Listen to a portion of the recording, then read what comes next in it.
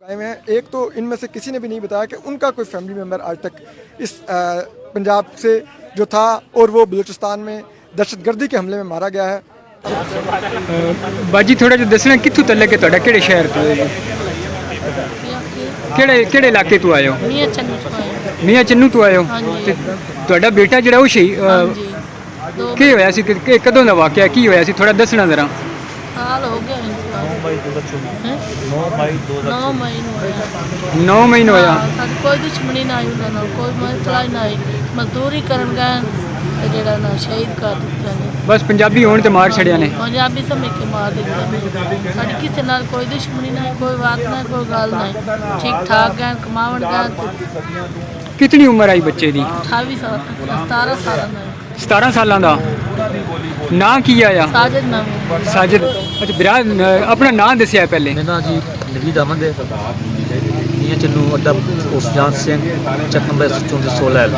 अच्छा मेरे जी चलो मेरे भतीजे से मेरे अच्छा चलो साजिद असद हसीब अदनान ये मेरे भतीजे से शान भतीजा से अच्छा। अंसर मेरा साला सीगा मुकरम हमारा करीबी रिश्तेदार सी असलान एक इंजर्ड होया वो भी मेरा हमारा दामाद था।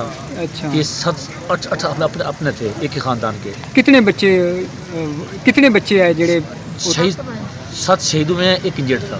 7 बच्चे ਤੁਹਾਡੇ ਇੱਕ ਖਾਨਦਾਨ ਦੇ ਜਿਹੜੇ ਨੇ? खानदान में ਕੀ ਨਾਂ ਆਇਆ? ਨਾਂ ਬੇਟਾ ਕੀ ਨਾਂ ਹੈ ਤੁਹਾਡਾ? ਤੁਹਾਡਾ ਨਾਂ ਮਾजिद ਹੈ ਤੇ ਜਿਹੜਾ ਪੰਜਾਬੀ ਹੋਣ ਦੀ ਵਜ੍ਹਾ ਤੋਂ ਜਿਹੜਾ ਮਾਰ ਦਿੱਤਾ ਗਿਆ ਉੱਥੇ ਬਲੂਚਿਸਤਾਨ ਦੇ ਵਿੱਚ ਉਹ ਤੁਹਾਡਾ ਭਾਈ ਸੀ? ਕੀ ਨਾਂ ਸੀ ਉਹਦਾ? ਸਾਜਿਦ।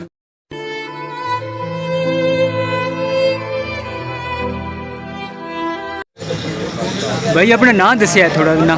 यार साहब मोहम्मद रियाज मोहम्मद रियाज मोहम्मद रियाज शायद मेरा नाम मुकरम रियाज मेरा बेटा है बहादुर नाइयां दा काम नाइयां दा बच्चा काम करदा आया उत्थे। नाइयां दा करदा ਇਹ ਜਿਹੜਾ ਕਈ ਵਾਰੀ ਇਲਜ਼ਾਮ ਲੈਂਦੇ ਨੇ ਕਿ ਜਨਾਬ ਕੋਈ ਆਰਮੀ ਦੇ ਬੰਦੇ ਆ ਜਾਂ ਕੋਈ ਇੰਜ ਦੇ ਕੋਈ ਗੱਲਬਾਤ ਕੋਈ ਨਹੀਂ।